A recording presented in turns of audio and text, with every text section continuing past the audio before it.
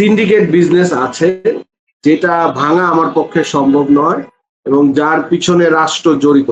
এবং আমি ধন্যবাদ দিচ্ছি বিরোধী দলীয় এমপি সাহেবকে, যিনি বিষয়টি সবার নজরে নিয়ে এসেছেন। নবীন ফ্যাশন যে কাজটা করেছিল, যে তারা এই সিন্ডিকেট ভেঙে তারাও প্রফিট করেছে, কিন্তু তারা বেশি বিক্রি করে কম প্রফিট করার চিন্তা করেছে। স্বাধীনতা দিবসে এক ব্যবসায়ীর স্বাধীনতা হরণ এবং আরেক দিকে অন্য ব্যবসায়ীদের একটা সিন্ডিকেট, এটা যদি আমরা সামনাসামনি রাখি তাহলে দেখতে পাবো যে বড় বড় অতীতে আমাদের অনেক ব্যবসা বাণিজ্য সিন্ডিকেটের মাধ্যমে পরিচালিত হয়ে যারা সাধারণ ক্রেতা ছিলেন তাদেরকে একটা জিম্বির মাধ্যমে নিয়ে আসা হয়েছে। যে আপনি নবীন ফ্যাশন যে কাজটা করেছিল, যে তারা এই সিন্ডিকেট ভেঙে তারাও প্রফিট করেছে, কিন্তু তারা বেশি বিক্রি করে কম প্রফিট করার চিন্তা করেছে।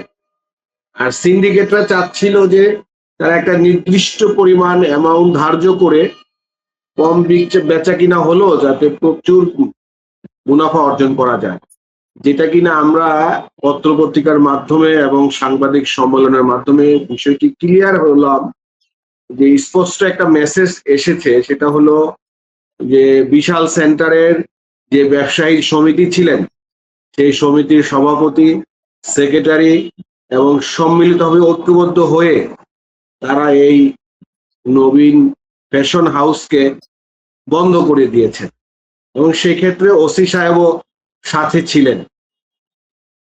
এবং ভদ্রলোক নবীন ফ্যাশনের মালিক সাংবাদিক সম্মেলন করে বলেছেন যে আমি একটি নতুন ধারা সৃষ্টি করতে চেয়েছিলাম ব্যবসায়ী জগতে, যাতে ক্রেতা এবং বিক্রেতা উভয় উপকৃত হয়। কিন্তু আমাদের দেশীয় যে সিন্ডিকেট বিজনেস আছে, যেটা ভাঙা আমার পক্ষে সম্ভব নয় এবং যার পিছনে রাষ্ট্র জড়িত।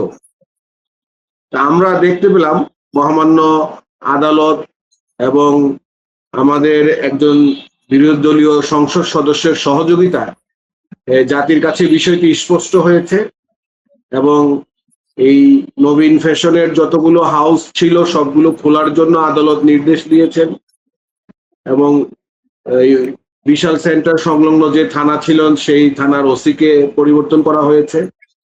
ও আশা করি যে এই স্বাধীনতা দিবসে আমরা নতুন ভাবে শপথ নিয়ে একটি ধারা উন্মোচন করলাম যে সিন্ডিকেট যতই শক্তিশালী হোক না কেন, আমরা যদি সচেতন হই এবং সাধারণ মানুষ যদি সচেতন হয়, তাহলে কেউ না কেউ এগিয়ে এসে এই সুন্দর বিষয়টিকে সমাধান করেন। তো সবচেয়ে বিশেষ ভূমিকা ছিল মিডিয়া। এই অনলাইন মিডিয়া বিষয়টিকে সবার কাছে, জাতির কাছে স্পষ্ট করতে পেরেছেন বলেই পেরেছি। তাহলে দেখা যেত যে ব্যবসায়ী তার ব্যবসা বাণিজ্য সবকিছু গুটিয়ে সে চলে গিয়েছেন। তো এটিকে একটি ভালো লক্ষণ মনে করছি স্বাধীনতা দিবসে, যে অন্যান্য ব্যবসায়ীদের জন্য এটি একটি দৃষ্টান্ত হিসাবে থাকবেন। এবং আমি ধন্যবাদ দিচ্ছি বিরোধী দলীয় এমপি সাহেবকে, যিনি বিষয়টি সবার নজরে নিয়ে এসেছেন। যদিও এটা সরকারি দলের উদ্যোক্তা হওয়া উচিত ছিল সমঝোতার জন্য, তারপরেও আমি ধন্যবাদ দিচ্ছি যে আমরা তো একটা ভালো লক্ষণ দেখতে পেলাম যে আমরা ক্রেতা সাধারণরা যারা নিশ্চুপ থাকি তারাও এই বিষয়টা সবার দৃষ্টি আকর্ষণ করতে সম্মত হয়েছে এবং অনলাইনে হিউজ পরিমাণ মতামত ভিউজ আসছে। যে আমরা এটা আমাদের জন্য একটা শুভ লক্ষণ যে জাতি সজাগ, এখন আর কেউ ঘুমিয়ে নেই, ইচ্ছে করলেই অনেক কিছু করা সম্ভব। এটা আসলে 2026 সালে এসে এটা আমরা বুঝতে পারছি।